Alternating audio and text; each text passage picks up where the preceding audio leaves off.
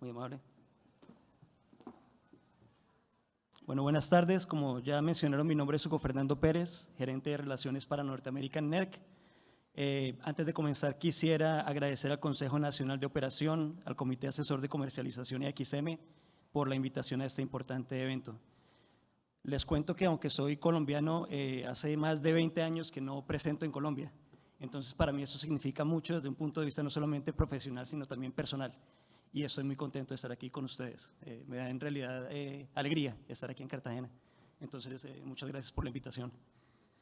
Doctor Ortega, muchísimas gracias por esa presentación, creo que me energizó. Van a ver un poco el tema que voy a tratar hoy, bueno, un tema muy similar. Bueno, entonces quería mencionar lo siguiente.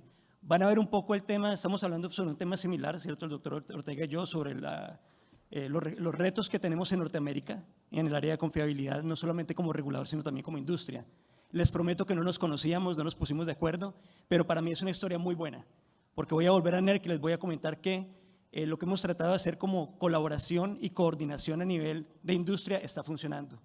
Van a ver que muchos de los temas son similares, de pronto la conversación del doctor Ortega fue un poco más técnica, pero los retos en general los tenemos identificados y estamos trabajando como industria en forma conjunta, incluyendo, claro, empresas como EPRI y muchos, y quiero que si se acuerdan algo de mi presentación, acuérdense de eso, la colaboración es esencial. Esos son temas técnicos, temas bastante complejos, pero si nos olvidamos de esos conceptos básicos, creo que el resto no vale tanto. Entonces es una forma de ser más eficientes y es algo que estamos trabajando en este momento en Estados Unidos para mejorar en esta área y también en Norteamérica en general y sé que a nivel mundial. Entonces quería enfatizar ese punto. Entonces gracias, doctor Ortega, por iniciar la discusión. Bueno, antes de entrar en detalle, quisiera darles un poco el contexto de lo que hacemos como regulador en Norteamérica. ¿Cuál es nuestra misión? Nuestra misión es asegurar la confiabilidad y seguridad del sistema eléctrico en Norteamérica. Es bastante importante para nosotros, lo tomamos muy en serio. Aproximadamente 400 millones de habitantes en Norteamérica cuentan con nosotros para que no solamente mantengamos el sistema eléctrico, ¿cierto?, sino lo que implica la confiabilidad del mismo. Afecta a nuestra economía, nuestra sociedad, nuestra seguridad nacional, que en Estados Unidos, en Canadá y en México obviamente son temas muy importantes como lo son a nivel mundial. Entonces también quiero explicar que no solamente desarrollamos y hacemos cumplir los estándares de confiabilidad, hacemos mucho más que esto. Entonces NERC no solamente es el regulador, sino también somos un foro en el cual la industria puede unirse para identificar los riesgos y trabajar en forma conjunta para las soluciones para ellos. Sería un poco petulante de nosotros como regulador pensar que aunque tenemos la capacidad técnica y la tenemos, podemos solucionar esto solos. Nos hemos dado cuenta también con la historia y a medida que hemos desarrollado el ámbito regulatorio en Norteamérica y en Estados Unidos, que tenemos que trabajar directamente con la industria. Sí reservamos el derecho como autoridad de imponer multas cuando es necesario, pero esa no es la solución, no es el primer paso que se debe tomar. Como vamos a ver, tenemos muchas más herramientas para mejorar la confiabilidad y la seguridad en el sistema y eso es lo que hemos aprendido. Yo creo que inicialmente no entendíamos esto, pero hoy estamos en un mejor sitio comparado con como estábamos hace unos años. Entonces, por eso agradezco la oportunidad para compartir estas experiencias, no solamente técnicas, sino también estratégicas y obviamente aprender también del sector eléctrico colombiano que me interesa a nivel profesional y personal. Entonces, también analizamos los eventos en el sistema, como ya mencionó el doctor Ortega, por ejemplo, el ejemplo en Texas es algo en lo que estuvimos involucrados, no solamente desde el punto de vista técnico, sino también como regulador. No con el objetivo de buscar a quién se le pueden poner una multa, que es también nuestra capacidad, sino de mirar cómo se pueden mitigar a futuro este tipo de retos que se están presentando en el sistema. También mantenemos la ciberseguridad, la parte de infraestructura crítica de los assets en el sistema de los activos está tomando más y más fuerza en los últimos años. Entonces es algo en lo que estamos directamente involucrados. También lideramos la educación de los operadores. Queremos estar seguros de que tengan un nivel de capacidad mínimo para poder operar, lo cual se traduce en un mejor resultado en la operación del sistema mismo. También, como lo vamos a ver, somos responsables como el ERO, Organización de Confiabilidad Eléctrica en Norteamérica. Entonces esta es una responsabilidad que está asociada también con digamos, el poder que nos ha dado el gobierno federal en Estados Unidos y también en coordinación con los gobiernos de México y de Canadá en sus propias jurisdicciones. Hablemos un poco de la historia de NERC. NERC en realidad como organización ha existido desde el año de 1968. Algunos de ustedes de pronto que han analizado apagones de gran escala se pueden acordar de pronto, han leído sobre el apagón de 1965. Afectó la parte del noreste de Estados Unidos y parte de Canadá.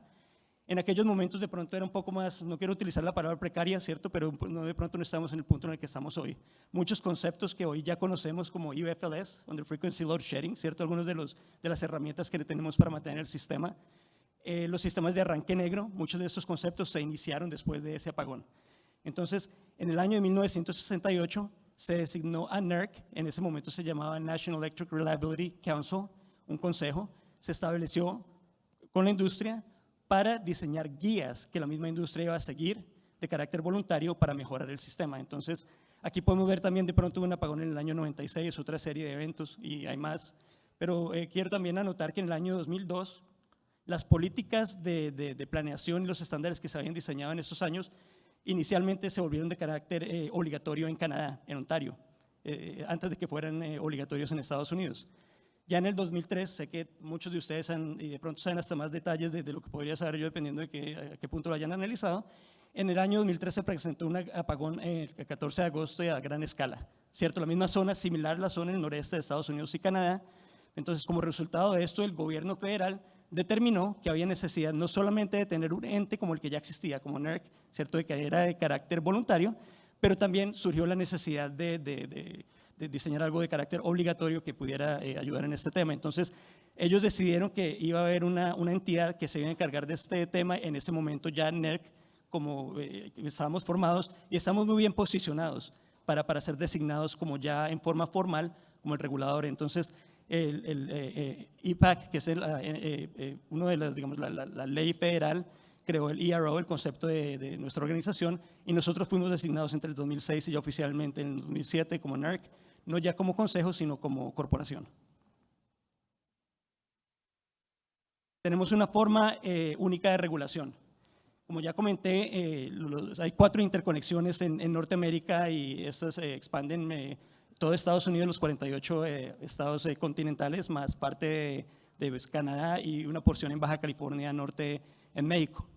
Tenemos más o menos 1.500 entidades que operan y utilizan el sistema que están registradas con nosotros. Esas 1.500 ni siquiera incluyen a Canadá, más que todo están registradas en Estados Unidos debido a la autoridad canadiense. No podemos requerir directamente la construcción de ningún tipo de generación o de transmisión.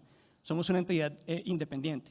Yo no soy empleado federal, trabajamos bajo autoridad del gobierno federal, pero fuimos creados como una entidad objetiva que también es apolítica para cumplir con nuestra misión y objetivos. Entonces tenemos también una junta directiva independiente, tenemos representantes de Estados Unidos y de Canadá, lo cual nos da una perspectiva general y global para cubrir todo Norteamérica.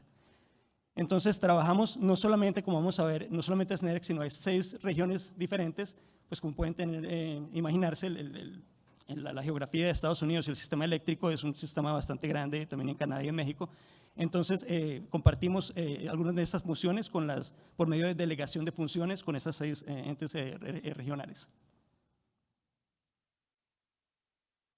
Bueno, tenemos diferentes programas, diferentes áreas. Como ya mencioné, no solamente nos enfocamos en el desarrollo de estándares, en el cumplimiento de los mismos y el carácter obligatorio, pero también tenemos áreas que se enfocan en el manejo de riesgos, evaluación de riesgos en el sistema, en el pasado, en el presente y en el futuro. Entonces, de pronto algunos han leído algunos de los reportes de NERC, ¿cierto? De evaluación de la confiabilidad del sistema en determinados puntos operativos en el área de planeación. También certificamos, como ya lo mencioné, tenemos 2 tipos de certificaciones. Una en la cual certificamos a los operadores del sistema y otra en la cual certificamos centros de control. Y esa podría ser una conversación larga, si tienen algunas preguntas podemos hablar sobre el tema, pero son los 2 tipos de certificación que tenemos de parte de NERC. Entonces, digamos, empresas con las cuales ustedes de pronto están familiarizadas como PJM, ERCOT, Georgia Power, Southern Company, los centros de control que pertenecen a ellos antes de operar y cuando se hacen cambios significativos tienen que pasar por un proceso de certificación de NERC. Yo trabajé en este tema unos años, entonces es bastante interesante. También con el tema de la ciberseguridad hemos formado ya hace unos años el Electricity Information Sharing and Analysis Center. Entonces la idea del e-ISAC, como de pronto también hay e-ISACs en Europa y en otras partes del mundo que ya se están formando, es evolucionar en cuanto al manejo de la información. Entonces el e-ISAC, como NERC tampoco, no tienen potestad o digamos directamente no pueden decirle a la industria cómo tiene que responder a algún tipo de ataque cibernético, por ejemplo, pero sí se ha enfatizado la importancia del manejo de esta información, quién debe recibir la información cuando se presenta un evento y también coordinar con entes del gobierno, con la industria misma, cómo se maneja la información para que ellos puedan responder en forma adecuada. Entonces, el e-ISAC también se ha vuelto un componente, una función bastante importante dentro de NERC. Basamos todo lo que hacemos en un modelo funcional. ¿Qué significa esto? Significa que, como pueden ver aquí, hay diferentes funciones que se definen dentro de la operación, planeación del sistema, incluso de la parte regulatoria. Se designa quién va a desempeñar esa función y cada una de estas funciones tiene tareas asociadas con ella. La ventaja de eso es que, como ustedes saben, la evolución de los sistemas eléctricos en Estados Unidos, inicialmente muchos eran verticalmente integrados, después se dio un decoupling, digamos, separación entre la generación, transmisión, diferentes funciones. Entonces se vio la necesidad de crear un modelo que funcionara independiente de qué tipo de modelo se tiene como organización. Entonces, este mismo tipo de modelo funciona en una empresa verticalmente integrada o en una empresa que de pronto sea simplemente el operador del sistema y que no sea el dueño de los activos. La idea con esto es crear una transparencia que no tenga nada que ver con el tipo de organización que se tiene y tampoco con el tipo de mercado. Como ustedes saben, estábamos hablando también antes sobre eso, el doctor Ortega tiene más experiencia que yo en el área de mercados, porque NERC en realidad no se involucra en el mercado, eso está regulado directamente por el gobierno federal, pero es como un hodgepodge, ¿cierto? El Estados Unidos, digamos, dependiendo de qué área del país se hable, tienen un diseño de mercado distinto. Yo creo que no se puede aplicar un concepto general que aplique a todos los mercados en el país. Entonces, este modelo funciona independiente de qué tipo de mercado. Y les puedo decir por experiencia que he tenido conversaciones con gente en México, con gente en África, con gente en Europa, y cuando empiezo a entender cómo funcionan ellos y trato de hacerlos acoplar de alguna forma a este modelo, sí funciona, desde mi punto de vista. Bueno, aquí en forma rápida quisiera enumerar algunas de las interacciones entre estas funciones. Aquí pueden de pronto ustedes reconocer algunas como el coordinador de confiabilidad. Creo que en este caso sería alguien como XM, ¿cierto? Alguien que tiene la autoridad operacional más alta en un sistema. Operadores de transmisión, aquellos que se reportan de alguna forma y hacen las maniobras de alguna forma en los activos del sistema. Y también el BA, que es la autoridad de balance, que mira el balance entre generación y carga. Estos son pues, obviamente en términos muy rápidos y generales, pero que para que vean cuál es la interacción que se puede dar entre las diferentes funciones. También vemos que están los dueños de la transmisión, de la generación, la coordinación de intercambio entre ellos, y podemos expandir este mismo tipo de ejemplos a varias funciones que están ya definidas. Quiero enfatizar que NERC como regulador en realidad nosotros somos 200 personas. Incluso si tenemos en cuenta las regiones que voy a describir en un momento, en total de pronto somos 600. Para un sistema o sistemas del tamaño de los que estamos hablando en Estados Unidos. Entonces, enfatizar de nuevo que lo que hacemos, lo hacemos con y por intermedio de la industria. No seríamos exitosos hoy si no tuviéramos eso claro. La experiencia de la industria es lo que nos hace exitosos. El desarrollo de los estándares, quiero enfatizar también que les llamamos estándares de NERC, pero son desarrollados con la industria misma. Entonces, cuando nosotros desarrollamos un estándar, es la industria misma con la cual nosotros estamos coordinando para formar estos grupos de trabajo en temas determinados y al final nosotros aprobamos y el gobierno federal también para hacerlos efectivos. Pero no seríamos exitosos si no tuviéramos este proceso. Entonces, tenemos diferentes tipos de comités. Como pueden ver aquí, por ejemplo, solamente hay uno que en realidad es de carácter regulatorio, el resto son de carácter técnico. Entonces digo esto porque quiero de nuevo enfatizar que no solamente como reguladores estamos interesados en desarrollar estándares y en hacerlos cumplir, sino utilizar otro tipo de herramientas para mitigar los riesgos que se están identificando, los problemas en operación y planeación y la seguridad del sistema. Entonces, podríamos entrar en detalle en cada uno de ellos, pero simplemente para que vean que estos comités están formados por la industria misma, no solamente industria, pero también entidades como EPRI participan directamente. Y quisiera hacer de nuevo una invitación, aunque como regulador tenemos muchas áreas que son confidenciales en la parte del marco regulatorio, tenemos grupos de trabajo y de eso podemos hablar después, dependiendo del interés que tengan. Siempre nos gustaría tener participación a nivel internacional. Como ya mencioné, grupos como la IEEE, EPRI, la industria misma participan en el desarrollo de los estándares, pero sería también bueno tener, por ejemplo, la perspectiva de un país como Colombia en este tipo de temas. Y creo que cuando empecemos a hablar, nos vamos a dar cuenta de lo que estamos hablando con el doctor Ortega, estamos hablando el mismo idioma al final. De pronto los retos son un poco distintos dependiendo del contexto, la geografía, la geopolítica, muchas cosas, pero en términos generales son muy similares. Entonces creo que quisiera expandir que la colaboración a nivel doméstico en Estados Unidos, en Canadá y en México no es suficiente para nosotros. Creo que eso debe ser a nivel global y eso lo tenemos muy claro y también lo apoyamos. Ahora, como estaba comentando, tenemos 6 regiones distintas, aquí las pueden ver, las cuales trabajan bajo acuerdos de delegación entre NERC y estas regiones. Como pueden ver, la más grande es la verde, WEC, por lo menos grande en términos de geografía, de footprint, del área que cubren. Incluye también parte de Canadá, British Columbia y Alberta, y podemos ver que también cubre una parte de Baja California Norte en México, que está interconectada con la red del oeste en Estados Unidos. Vemos también MRO, Texas RE, entonces todos ellos coordinan con nosotros, también con las autoridades en Canadá para que tengamos algún nivel de armonía. Claro que esto en la práctica no es tan sencillo, ¿cierto? Como pueden imaginarse, pero creo que hemos mejorado y seguimos mejorando en la coordinación y en el desarrollo de los estándares.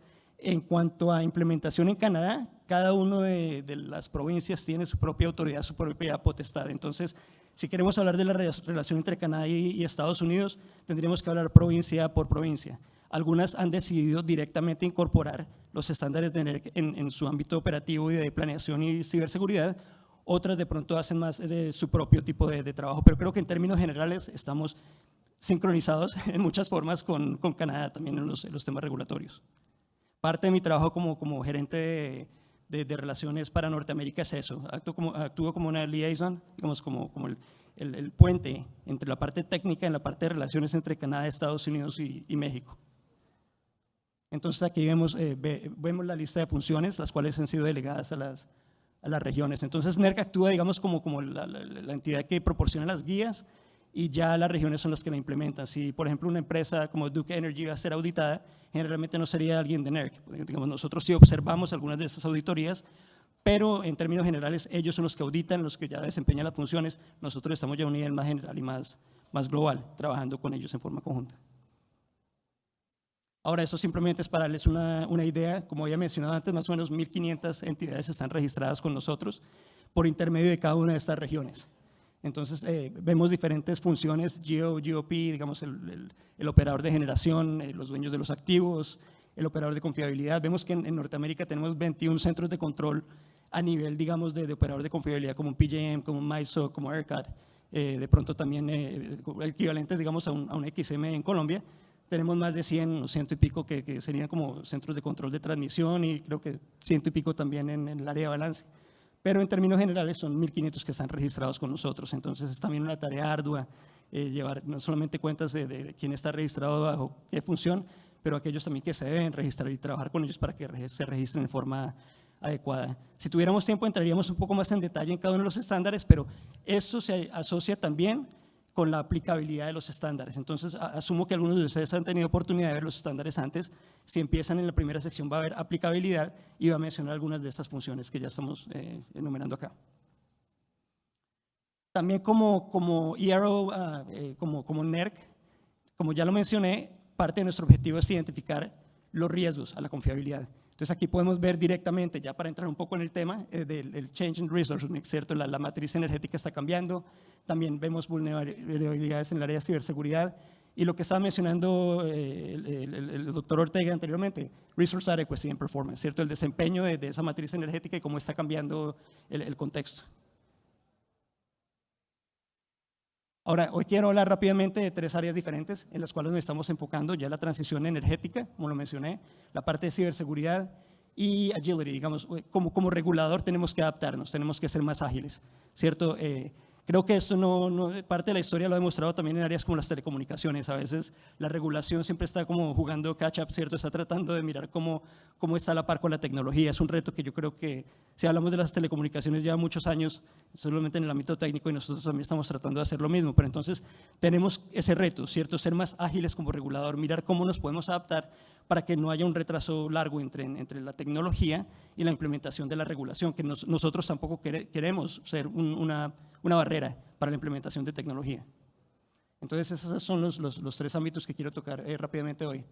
En cuanto a la transición energética, ya se ha mencionado, no voy a utilizar mucho tiempo en esto, pues, qué es lo que está llevándonos a eso, ¿cierto? No solamente son las políticas de gobierno, los cambios desde el aspecto económico, algo que de pronto hace 20 años, recursos renovables de pronto no eran factibles desde un punto de vista económico, hoy lo son, ¿cierto? Entonces es un contexto distinto. Y también la demanda por energías limpias, ¿cierto? Ya sea por cuestión técnica o por cuestión social, pero existe. Nosotros somos de alguna forma, no quiero decir ajenos porque nos interesa, pero somos neutros en cuanto a tecnología. Digamos, nunca van a escuchar a alguien de mi empresa como regulador decir que se debe implementar un recurso eólico, solar. No, nosotros somos independientes. Nuestro objetivo es generar y crear con la industria los estándares que sean independientes de qué tipo de tecnología o combustible se esté utilizando. Creo que eso es más fácil decirlo que hacerlo, pero es lo que estamos haciendo en este momento, tratar de que en la medida que vamos adaptando este tipo de requerimientos que tenemos, estemos seguros que van a aplicar no solamente a tecnologías emergentes como las que estamos viendo, sino también a futuro. Entonces nos enfocamos más en el desempeño que en ser muy prescriptivos en lo que se tiene que hacer con el tipo de tecnología. Algo que también pues, exacerba el problema es la cuestión de los retos ambientales y digamos, climas extremos, como ya lo mencionábamos en Texas como ejemplo. Entonces tenemos 4 pilares desde nuestro punto de vista técnico que nos van a ayudar a llegar a este punto en forma confiable para la transición energética. Pues lo primero lo que ya hablamos es claro que las políticas energéticas no van a desaparecer de un momento a otro, ¿cierto? Ya los objetivos se han dado. Entonces mirar cómo se puede en forma confiable implementar este tipo de tecnologías nuevas que nos van a llevar a una descarbonización del sistema. También se había hablado del desarrollo de la transmisión, ya el doctor Ortega lo explicó, generalmente en estados como Texas, entonces el load center, el centro de carga está con estos nuevos tipos de tecnologías lejos de donde está la carga, entonces podríamos generar toda la generación eólica que quisiéramos, pero si no tenemos una forma de llevarla a estos centros de carga, pues sería inútil. Entonces, esto es un reto también, dado que en Estados Unidos, en ese aspecto, nosotros no tenemos jurisdicción, ¿cierto? Entonces, es muy distinto construir una línea de transmisión en el estado de Georgia, donde trabajé varios años, que, por ejemplo, en California. Entonces, y creo que la incertidumbre no solamente en Estados Unidos, sino a nivel mundial, ¿cierto? Antes era más el aspecto técnico, yo le podía decir cuánto me demoro construir una línea de 230 del punto A al punto B, y tantos años, y hoy es mucho más difícil, ¿cierto? Porque tenemos no solamente el ámbito técnico, sino también el ámbito pues, ambiental y social, que son importantes, pero obviamente crea retos, y estamos tratando de mirar cómo podemos hacer eso en forma más eficiente como industria. También el balance de recursos. Ya el doctor Ortega y otros, ustedes entienden muy bien cuáles son los retos de la intermitencia, de pronto de respuesta de frecuencia, de diferentes aspectos técnicos de los nuevos recursos, que pues no son lo mismo que cuando teníamos la generación convencional, para la cual se diseñó inicialmente el sistema, ¿cierto? Entonces estos cambios se están dando y es otro reto que tenemos que tener en cuenta a medida que avanzamos. Y el cuarto, el supply chain, digamos, en cuanto a la cadena de suministro, no solamente de personal, equipos, de todo, pues eso es un reto que hoy lo estamos viendo, no solamente por la pandemia, sino también en términos generales, también por la competencia por insumos y por materiales que ya se estaba mencionando anteriormente, para mencionar algunos de ellos. Bueno, entonces, ahora está cambiando, como ya se había mencionado, antes hacíamos la mayoría, como ingeniero de planeación, trabajé unos años en planeación, generalmente nos enfocamos en la capacidad, ¿cierto? En las horas pico, se asumía, por lo menos que se tenía que mantener un nivel de reserva operacional. En Estados Unidos, por ejemplo, es del 15%, creo que eso varía dependiendo de qué país miremos, dependiendo de cuál sea la disponibilidad de generación, pero esto era asumiendo que el combustible estaba ahí, ¿cierto? Que estaba casi que no se puede decir ilimitado, pero sí, que era la certeza de que el combustible estaba disponible, era alta, ese no es el tema hoy. Entonces, hoy queremos enfocar la conversación no tanto en la parte de capacidad, sino en la parte de energía. Entonces, nuestros estándares se han enfocado en la parte de capacidad. Cuando vemos los estándares como el TPL en planeación, o hablamos de contingencias, hablamos de todo este tipo de cuestiones, de los escenarios que se evalúan, estamos hablando de capacidad, digamos, de un modelo que muy seguramente no va a funcionar a futuro y que tenemos que adaptarlo. Y como vamos a ver, ya estamos tomando acciones al respecto como industria. Ya se mencionó también, entonces por eso dije que van a haber varios aspectos que ya se mencionaron, los voy a traer a colación, la importancia de mirar la disponibilidad de esta energía en diferentes horizontes operativos y de planeación también. Entonces es un reto en el que estamos trabajando, ¿cierto? De trabajar con la gente en planeación, que generalmente ha estado acostumbrada a determinado tipo de escenarios que se evalúan en el pasado con base en la capacidad y en la topología del sistema, ahora esto está cambiando. Entonces, les voy a ser claros, no tenemos las respuestas todavía. Digamos, es algo que estamos trabajando. Entonces, pero sí se está tomando muy en serio y queremos a futuro adelantarnos a la penetración va a continuar, ¿cierto? Esto no va a cambiar de la noche a la mañana. Y también quería enfatizar eso, como regulador, como ya había dicho, nosotros somos neutrales en cuanto a qué tipo de tecnología se va a utilizar. Lo que sí queremos ser enfáticos es que es muy importante tener en cuenta a qué ritmo se hace, ¿cierto? Entonces me quiero explicar, creo que ya se mencionó en algún momento en las conversaciones. Por el hecho de tratar de apoyar, y que es algo que vale obviamente la pena, el factor ambiental, el factor social, que son muy importantes, no queremos olvidar la parte técnica. Entonces, parte del mensaje que estamos dando como regulador a la gente que desarrolla las políticas energéticas en nuestros países, en Norteamérica, es tener en cuenta la parte técnica, ¿cierto? Por tratar de cumplir unos objetivos netamente asociados con la parte social, con la parte ambiental, no nos olvidemos de la parte técnica y de la importancia de mantener esa confiabilidad durante la transición. Entonces, de nuevo, no queremos decir que estemos en pro o en con porque no estamos en esa posición, pero sí la importancia de contar con la opinión de los expertos, de la gente técnica. Entonces, lo decimos, lo podemos decir porque tenemos un nivel de objetividad que creo que es bastante alto y lo hemos hecho con gobiernos básicamente en Estados Unidos y en Canadá, tratar de llevar ese mensaje, ¿cierto? Que se debe tener en cuenta durante la transición. Entonces, algunas de las cosas que ya se ha mencionado que se deben hacer es definir qué tipo de estudios se deben hacer, ¿cierto? Inicialmente no desde el punto de vista de capacidad, sino también de energía, requerir que esos estudios se realicen, tomar acción en los horizontes que ya hemos mencionado y al final la idea es tener la disponibilidad de energía que se necesita. Ahora, NERC cuenta, como ya lo dije, con muchas herramientas para trabajar con la industria. Esas solamente son algunas de ellas. Podemos crearnos siempre estándares, también podemos diseñar con la industria guidelines, digamos guías que no sean de carácter sancionatorio, pero que se siguen en la industria. También incluir a la industria en este tipo de conversaciones. Algo que quiero de nuevo enfatizar es que hay mucho tipo de talleres en diferentes áreas, en diferentes temas que son abiertos. Entonces, en teoría, cualquier persona que tenga el interés puede participar, puede contribuir y puede aprender y colaborar sobre el tema. Entonces, nosotros guiamos este tipo de discusiones. Ahora hay muchas en forma virtual que creo que facilita la participación internacional porque no hay necesidad pues, de trasladarse en muchos casos. Y también pues, hacemos las evaluaciones como ya lo había nombrado y en último caso pues, la potencialmente desarrollo de los estándares. Aquí vemos a EPRI y esto también fue casualidad como uno de los grupos con los cuales colaboramos. Queremos de nuevo decir que esto no lo podemos hacer solos. Entonces aquí simplemente tenemos un listado de diferentes entidades en Norteamérica con las cuales trabajamos. No solamente en Estados Unidos, en Canadá, con el Departamento de Energía también estamos en constante comunicación en muchos grupos de trabajo y a medida que ellos implementan sus programas para la implementación de nuevas tecnologías también. Con Canadá también, con digamos CAMPUR, que es la Asociación de Reguladores en Canadá, trabajamos directamente con ellos y quisiera expandir esto también a entidades internacionales. Entonces, queremos que ustedes colaboren con nosotros, estamos buscando quién pueda traer las soluciones que pueda solucionar, ayudarnos con este tema y estos retos a nivel global, no solamente lo vemos en Norteamérica. Para esto, recientemente se formó el Energy Reliability Assessment Task Force. Como mencioné antes, NERC ya por muchos años ha tenido grupos de trabajo en la área técnica. Este se reporta directamente a un grupo de confiabilidad técnica. Entonces, la idea es, de nuevo, aquí podemos ver ISOs, RTOs, bueno, EPRI de nuevo, esto fue sin intención, EPRI, la gente que fabrica los equipos, NERC, todos en conjunto tratar de trabajar para las soluciones. Entonces, los invito y me pueden preguntar al final si están interesados, puedo compartir información sobre este grupo de trabajo específicamente.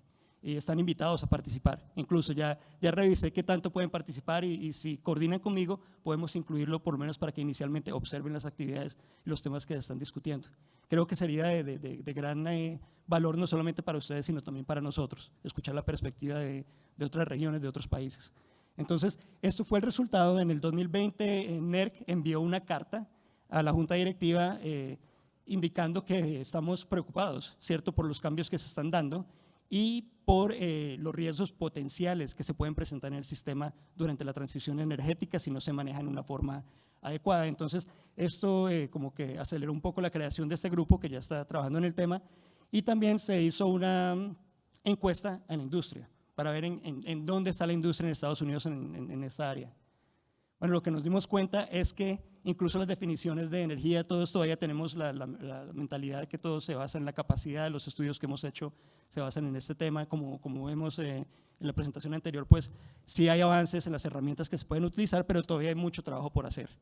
Mucho trabajo por hacer y tratar de estar en un punto más equilibrado en el cual haya más certidumbre en qué procesos debemos seguir para estar seguros de que podemos seguir manejando el sistema en una forma confiable y segura.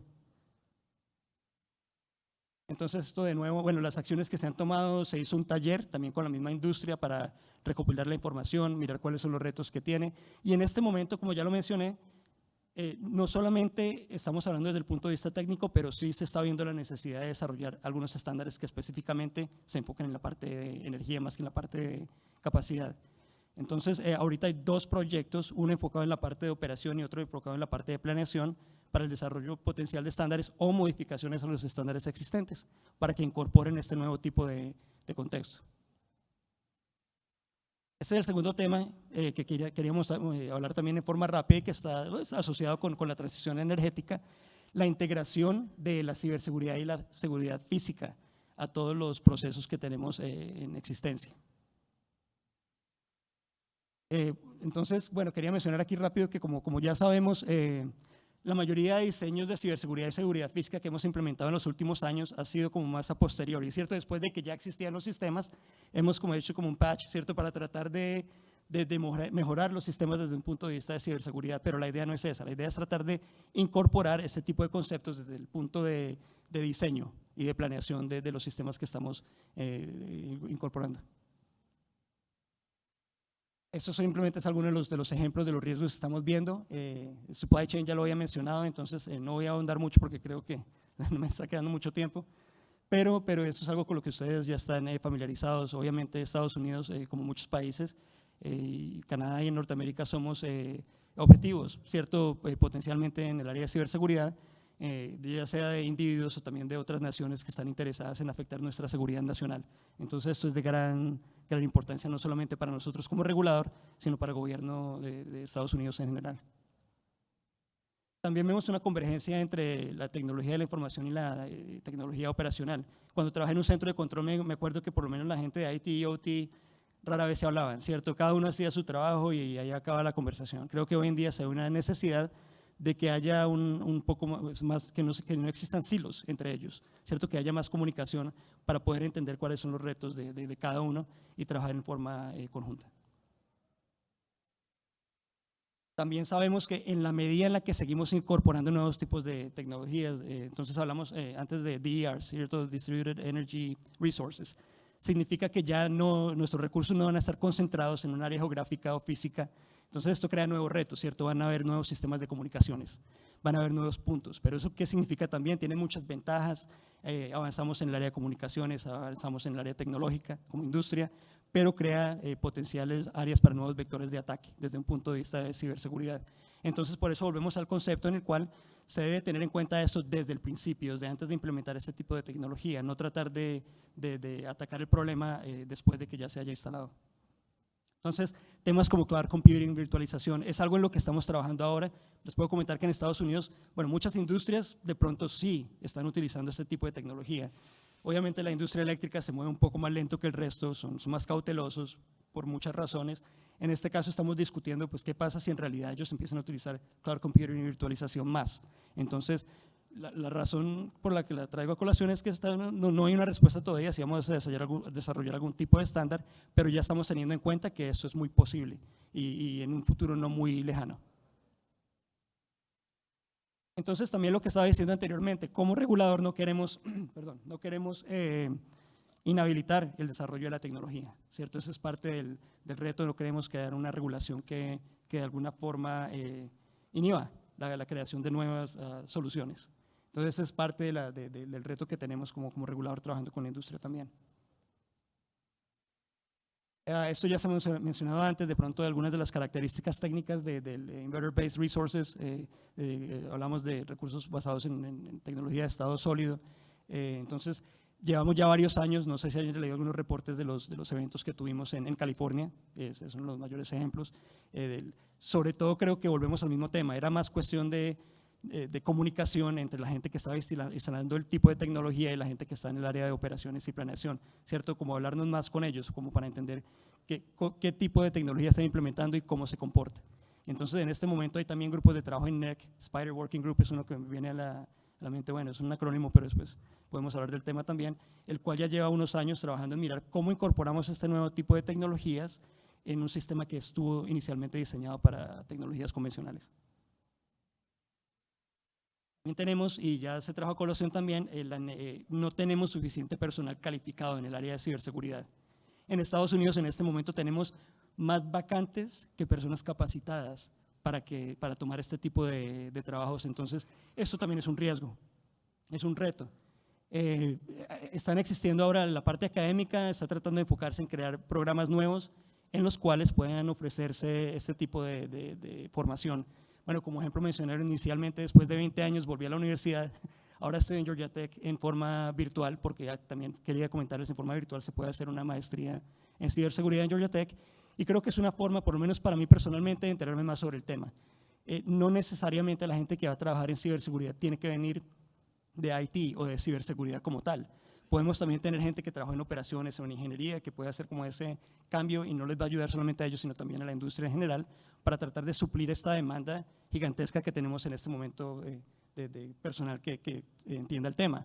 Y esto no va a cambiar. Es más, creo que los números a futuro, la brecha es más grande todavía entre la gente que está calificada y digamos, los trabajos que van a demandar este tipo de capacidad.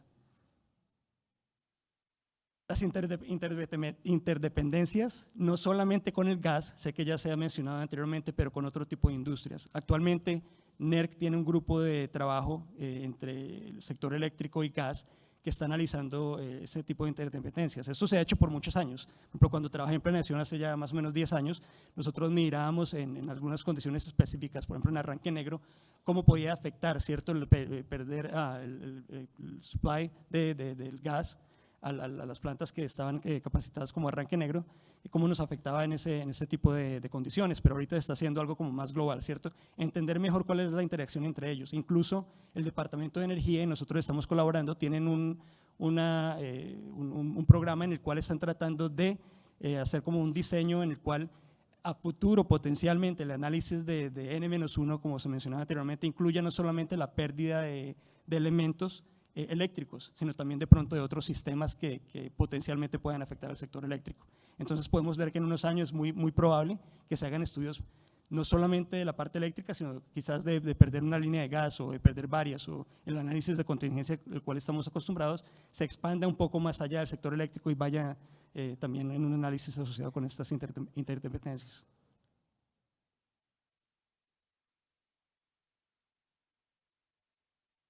De nuevo es para enfatizar la importancia del ISAC y como ya habíamos dicho, en el análisis de eventos a larga escala y lo que puede significar para nuestra nación y para nuestra economía, ¿no? Entonces, no solamente para nosotros como regulador. Entonces, ¿cómo integramos esta parte de ciberseguridad y seguridad física? Podemos planear un sistema que sea más resiliente y que tenga en cuenta este tipo de vectores de ataque y de riesgos. Entonces, de nuevo, enfatizar que se debe tener en cuenta no solamente al final, sino durante toda la cadena de diseño e implementación de la tecnología. Como ejemplo, el gobierno de Estados Unidos, como ustedes ya saben, hace poco aprobó 67.000 millones de dólares que se van a implementar, ¿cierto?, que se van a utilizar para implementación de nuevas tecnologías. Entonces, el Departamento de Energía está mirando también, como parte de ese programa, no solamente cómo se van a alinear ellos para implementar este tipo de tecnologías, sino también tienen un grupo que específicamente se está enfocando en el área de ingeniería en mirar la integración con la ciberseguridad. Entonces, la idea es esa, ellos tienen unos conceptos muy interesantes que se han desarrollado para poder implementarla desde el principio. Entonces, ahora el tercer tema, estamos hablando también que queremos ser un regulador más ágil, más eficiente.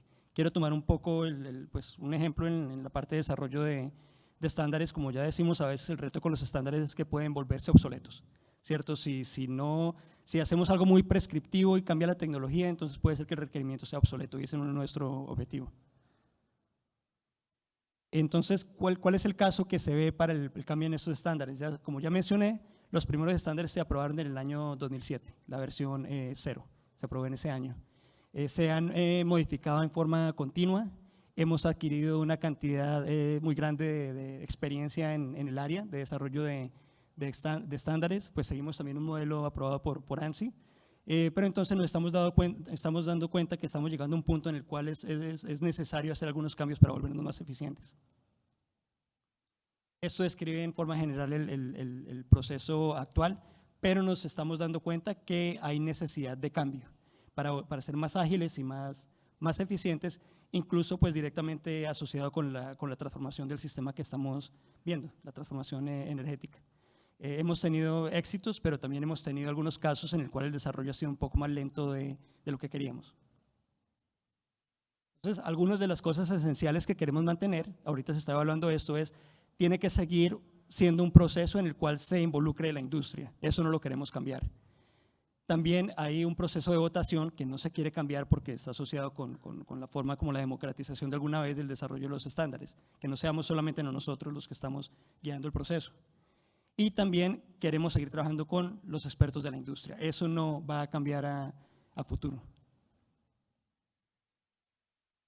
Entonces, los próximos pasos en esta área es que hay un grupo de trabajo que se está formando y que está mirando cómo el grupo de trabajo incluye de nuevo representantes de la industria, mirando cómo nos podemos volver más eficientes como regulador a futuro.